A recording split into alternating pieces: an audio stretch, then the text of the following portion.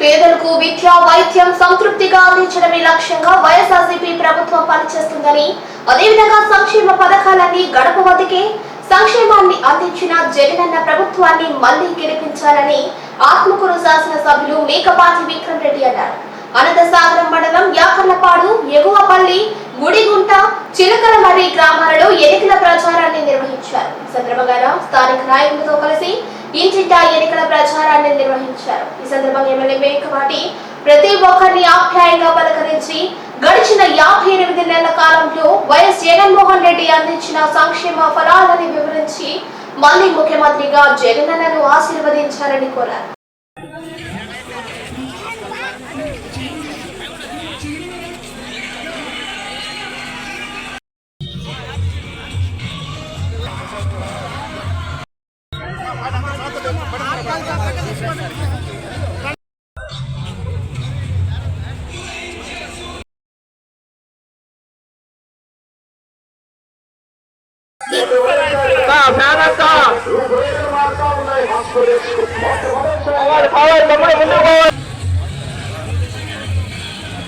ఎంతో భయంతో వాలంటీర్ వ్యవస్థని పక్కన పెట్టారు. మీరందరూ గమనించి మళ్ళీ మీ ఓటు అయిపోయేది చాలా ముఖ్యమైన ఓటు, పెద్ద తీర్పిపోతుంది. మీకు వాలంటీర్ వ్యవస్థ కావాలా వద్దా?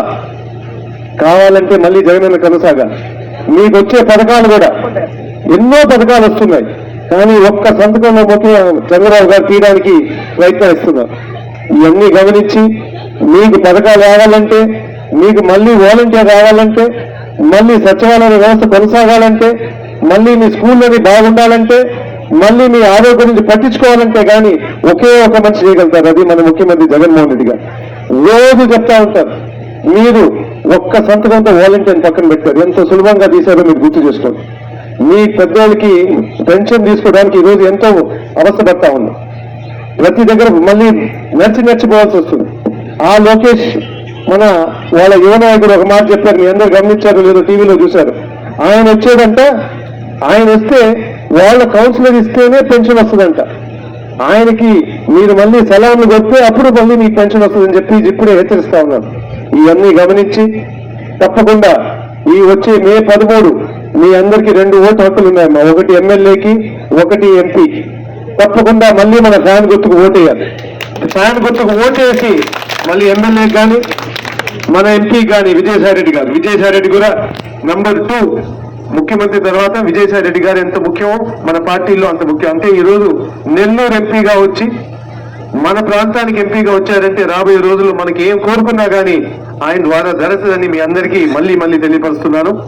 అందుకు మన ముఖ్యమంత్రి గారు కోరుకున్నారు ఏంటంటే, మీ అందరికీ మీ ఇంట్లోనే మంచి జరిగిందా లేదా మీరు గమనించండి. మీరు గమనించి మంచి జరుగుంటే మాత్రం, ఆయన కోరుకునేది ఎంతో ధైర్యంగా మాట్లాడుతున్నాడు, మీకు మంచి జరుగుంటే మాత్రం ఆయనకి సైనికులుగా తయారై ప్రతి ఇంటికి మీ ఊర్లో కానీ పక్క ఊర్లో కానీ సంబంధం ఎక్కడున్నా కానీ పరిచయాలు ఎక్కడున్నా కానీ తిరిగి మళ్ళీ మనకి ఆయన కోరుకున్నట్టు 175 స్థానాలకి 175 స్థానాలకి మనం గెలిపించి ఆయన కానుక అయ్యాలని చెప్పి మీ అందరినీ కోరుకుంటున్నాం. అందుకు యుద్ధానికి మీరు అందరూ సిద్ధం కావాలి. సిద్ధమై ఫ్యాన్ స్పీడ్ పెంచడానికి సిద్ధమేనా? మళ్ళీ వాలంటీర్ జూన్ 5th తీయడానికి సిద్ధమే కదా? మళ్ళీ స్కూల్ అన్ని బాగు చేయడానికి సిద్ధమే కదా? మళ్ళీ సీఎం జగన్మోహన్ రెడ్డి గారు సిద్ధం అవ్వాలి కదా? జై జగన్.